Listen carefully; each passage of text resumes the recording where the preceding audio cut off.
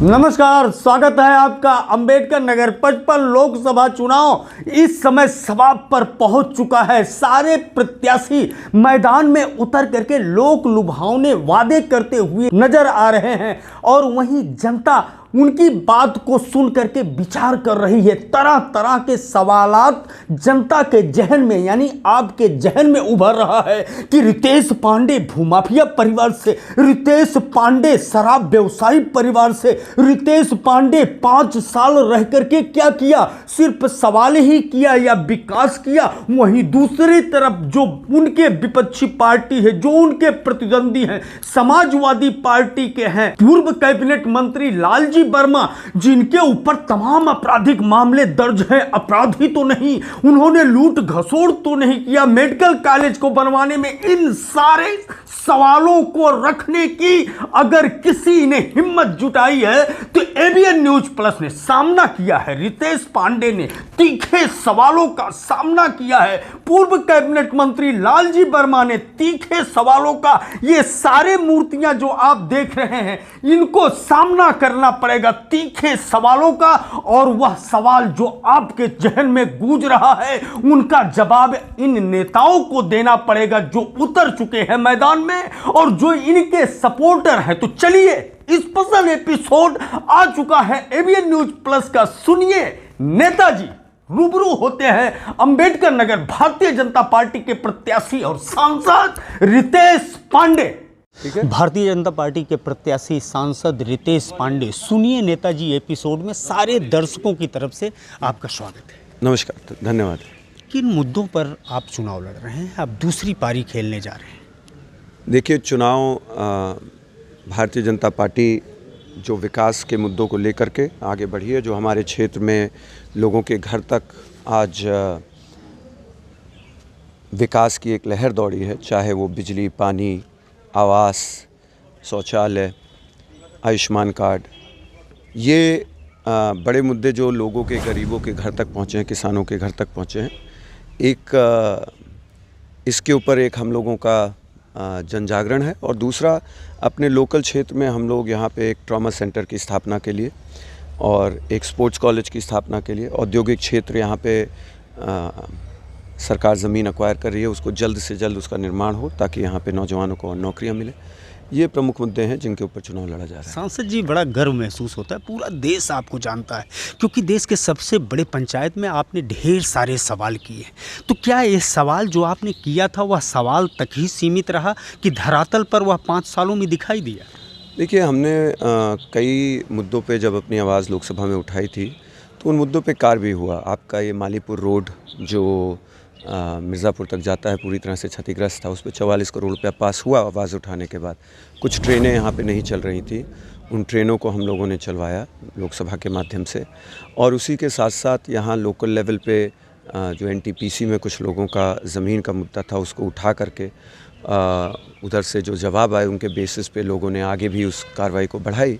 और local level पे हम लोगों को, जैसे यहाँ पे एक केंद्रीय विद्यालय के लिए भी एक हद तक हम लोग उसमें सफल रहे, लेकिन कुछ समय के अभाव में और कुछ एनओसीज़ के अभाव में वो अभी भी पेंडिंग में है।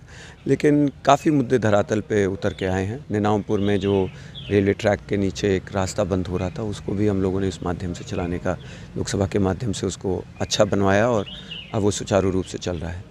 पंचायत में आप लोकसभा में बड़े कॉन्फिडेंस के साथ यहाँ के लोगों के आवाज़ को आप रखते थे। कभी आपको ऐसा फील होता था कि हम अपोजिशन के हैं और सुनवाई नहीं हो रही है? नहीं, देखिए, चाहे आप पक्ष में हो चाहे विपक्ष में हो, अपनी आवाम की आवाज़, अपनी जनता की आवाज़ निश्चित रूप से पूरी ताकत से उठाया जाता है और उसमें फीलिंग की कोई बात ही नहीं थी। मैंने जो मुद्दे उठाए उसमें कई पे कार्य हुआ और ज़मीनी स्तर पे उसका रिज़ल्ट मिला। आज बहुत बड़ा सवाल प्रचार में दिखाई दे रहा है, विपक्ष लगातार हमला कर रहा है कि आप बहुत बड़े आदमी हैं और एक सामान्य व्यक्ति आपसे संवाद कर सके ऐसा नहीं। 5 साल वैसे आपने निकाला, काफ़ी भीड़ रहती थी, यहाँ लोग संवाद करते थे, लेकिन आप किस नज़रिए से देखते हैं जब आप तक यह बात पहुँचता है कि एक उद्योगपति, एक बहुत बड़ा व्यापारी और एक किसान का बेटा ऐसा दिखाते हैं कि जैसे वो बहुत पीड़ित है और बिल्कुल सामान्य व्यक्ति?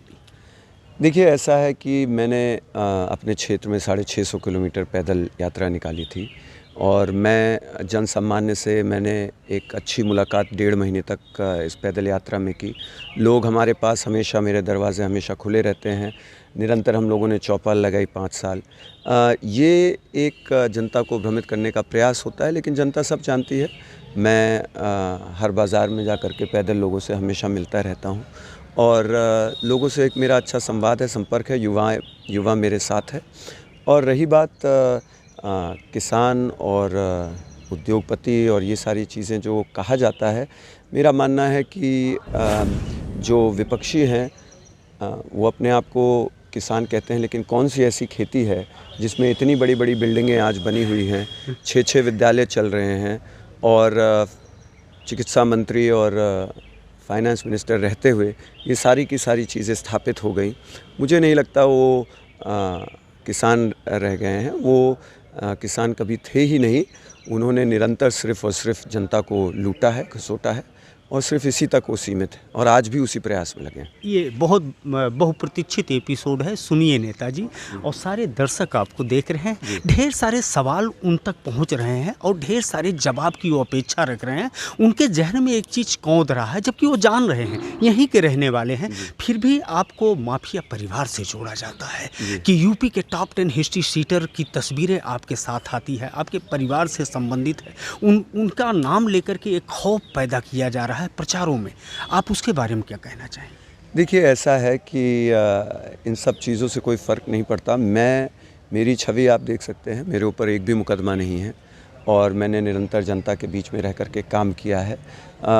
देखिए, लोगों के परिवार में कुछ लोग हो सकते हैं जिनके ऊपर मुकदमे और ये सारी चीज़ें हो, लेकिन वो हमारे रिलेटिव हैं और हमारे जो इनिशियल हमारी फैमिली है उसमें ऐसा कोई व्यक्ति आपको नहीं मिलेगा। और निश्चित रूप से ये सारी की सारी चीज़ें जनता में भ्रम फैलाने का प्रयास किया जाता है और मेरा मानना है कि जनता मेरे चरित्र, मेरे 5 साल के कार्यकाल को देख करके, जो मेरा आचरण रहा है लोगों के साथ, उसको देख करके मेरी छवि को जानती है। अपनी तुलना वो गांधी जी से करते हैं कि हमारे ऊपर कोई अपराध नहीं है, हम अपराध से बिल्कुल दूरी बना करके रखते हैं और वो बहुत बड़े अपराधी परिवार से हैं। तो एक तरफ गांधी जी और दूसरी तरफ देखिए, वो अपने आप के बारे में बोलते हैं, लेकिन वो कभी भी मेरे बारे में नहीं बात करते, क्योंकि मेरे ऊपर कोई अपराध का कोई भी मुकदमा नहीं है। उनके ऊपर तमाम मुकदमाएं हैं अभी। उनके ऊपर पैसे बांटने का मुकदमा है चुनाव में, उनके ऊपर अभी हाल में एक फॉर्ज वीडियो लगाने का मुकदमा है। तो जाहिर सी बात है, जो आदमी भ्रम फैलाने के लिए किसी भी स्थिति तक जा सकता है, वो निश्चित रूप से जनता को गुमराह करने के लिए तमाम प्रकार के हथकंडे अपना सकता है। लोग जानते हैं कि वो किसी भी हद तक लोगों में भ्रम फैलाने के लिए झूठ बोलने का निरंतर कार्य करते हैं। कई बार इस सवाल का सामना आपको करना पड़ा और कई बार आपने सफाई भी दिया है कि आप शराब उद्योग से जुड़े हुए हैं। अगर आपकी दोबारा जीत होती है तो घर घर दूध के जगह शराब बंटना शुरू हो जाएगा और वह जो है नशा मुक्ति के पक्ष में रहते हैं। तो कहाँ तक आप देखते हैं, कैसे? देखिए, उनके परिवार के लोग, स्वयं उनकी डॉटर के फादर इन लॉ शराब की गवर्नमेंट से दुकान लेते हैं। उनके दूर दराज के रिलेटिव्स भी यही कार्य करते हैं। और जहाँ तक रही मेरी बात, मेरे नाम पे कोई लिकर शॉप नहीं है और मैं पब्लिक लाइफ में हूँ और वो अलाउड भी नहीं है। ये सारी की सारी चीज़ें हमारे फैमिली मेम्बर्स के नाम है कुछ, और गवर्नमेंट की एक पॉलिसी है। गवर्नमेंट की पॉलिसी ये है कि उन्होंने निर्धारित कर रखा है जगहों को, और वहाँ पे लिकर का जो है सेल्स होता है, तो उसको वो भी कर रहे हैं, उनके परिवार के लोग कर रहे हैं। और जहाँ तक मेरा सवाल रहा है, मेरे परिवार के लोगों का हो सकता है, लेकिन मेरा इस चीज़ से कोई डायरेक्ट नाता नहीं है। तो क्या आप पर यह तोहमत या लांछन लगाने से पहले वो नहीं सोचते कि अपने गिरवान में झांक करके नहीं देखते कि हम क्या हैं? तो उनको झांक के देखना चाहिए। और इसीलिए मैं कह रहा हूँ, देखिए, जब आदमी बौखला जाता है तो नाना प्रकार की बातें करता है और निश्चित रूप से वो अपने परिवार के लोगों को नहीं देख रहे हैं और उनको लालच सिर्फ मेरे ऊपर इसलिए लगाना है क्योंकि उनको लगता है किसी प्रकार से इनकी छवि को धूमिल किया जाए। लेकिन जनता जानती है, नौजवान समझ रहा है और मैंने जनता के मुद्दे उठाए हैं, जनता के बीच में रहा हूँ। मैं सांसद रहते हुए पैदल चला हूँ। ये 6 बार के विधायक रह चुके हैं। ये चुनाव के बाद कभी दिखते नहीं हैं और एसी गाड़ियों में चल करके घूमते रहते हैं। मैंने 1.5 महीना में पैदल चल करके जनता के बीच में मैंने संवाद किया, उनके बीच में रुका मैं और उनकी समस्याओं को समझ करके मैंने लोकसभा में उठाया जो मेरा दायित्व था। रितेश जी, एक बड़ा सवाल है, बहुत गंभीर सवाल है, ख़ास तौर पर अम्बेडकर नगर के लिए कि जहां पूरे देश में इस समय विकास की बातें हो रही हैं। अम्बेडकर नगर में राजभर बिरादरी किस तरफ जाएगा, हरिजन बिरादरी किस तरफ जाएगा, यादव बिरादरी किस तरह, इस तरह से जातीय आंकड़े लगाए जाते हैं। तो जब आप विकास की बात करते हैं, विकास आप अपने स्पीच में देते हैं, विकास की गिनती कराते हैं, ऐसे में आपका सामना जब इस तरह के सवालों, इस तरह के हालात से होता है तो आप अपने आप को कैसा महसूस करते हैं? देखिए, जो हमारी सामाजिक परिस्थितियां हैं उसको कोई इग्नोर नहीं कर सकता। इन्हीं परिस्थितियों में सारी की सारी चीज़ें होती हैं, चुनाव भी होता है। रही बात विकास की, देखिए जनता इन सब चीज़ों से प्रभावित रहती है और आज भी जो विकास कार्य हुए हैं ज़मीनी स्तर से उसका असर जनता के ऊपर है और निश्चित रूप से बीजेपी उसका भरपूर समर्थन पा रही है। जातिगत खेल या के विकास पर हावी है आपके नज़रिए से?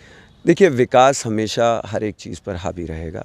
लोगों के पास, जनता के पास अपना एक कॉन्शियंस होता है और मेरा मानना है कि हम उस कॉन्शियंस को अपील करेंगे और पूरी उम्मीद है कि जनता उस अपील को समझ करके हम बीजेपी के पक्ष में वोट करेंगे। 5 वर्ष आपने खूब काम किया, ढेर सारे सवाल जो है लोकसभा में उठाया। क्या कुछ रह गया कि जो आप चाहते हैं कि नहीं, जैसे ही रिजल्ट आता है और मैं क्षेत्र में उतरता हूं कुछ काम करने के लिए तो मेरा प्राथमिकता यही होगा, सबसे पहले मैं वो करना चाहता हूँ? देखिए, मैं चाहता हूँ कि यहाँ पे एक ट्रॉमा सेंटर की स्थापना हो और यहाँ पे औद्योगिक क्षेत्र जल्द से जल्द स्थापित हो ताकि हमारे नौजवानों को एक अच्छा नौकरियों के अवसर उसमें मिले। तो इसके लिए पुरजोर ताकत लगा करके हम लोग मेहनत करेंगे और एक केंद्रीय विद्यालय की भी यहाँ पे आवश्यकता है जिसके लिए हम लगे। रितेश पांडे जी कभी बसपा में कभी भाजपा में, जी, अगर दलगत राजनीति की बात की जाए तो आप उसको परे मानते हैं, क्षेत्र में विकास को ही प्राथमिकता देते हैं, लेकिन आपको जनता अम्बेडकर नगर के लोग वोट क्यों दें? देखिए, क्योंकि मैंने 5 साल इस क्षेत्र की आवाज़ बन करके देश विदेश हर जगह मैंने अम्बेडकर नगर की बातों को रखने का काम किया है और पूरी तन्मयता, पूरी मेहनत, पूरी ईमानदारी से मैंने जनता की बात को लोकसभा के पटल पर रखा है और इसी के साथ साथ जो यहाँ के विकास कार्य थे उसके लिए पूरी संजीदगी से मैंने जो भी कार्य थे उनमें एक हद तक सफलता भी पाई है। जनता 2 मुद्दों पर वोट करे रितेश पांडे के लिए, भारतीय जनता पार्टी के लिए। एक तो जो मैंने कार्य किए हैं और यदि रितेश पांडे की बात की जाए और जो मैंने मुद्दे उठाए हैं, और दूसरा भारतीय जनता पार्टी का जो एक भारत को एक विकसित राष्ट्र बनाने की एक सोच है और उसके तहत जो ज़मीनी स्तर में ग्रामीण इलाके में आज रोटी, कपड़ा, मकान, स्वास्थ्य, शिक्षा, बिजली, पानी एक व्यापक रूप से हर जन तक पहुंचाने का एक पहल रही है और वो ज़मीनी स्तर पे दिख रहा है।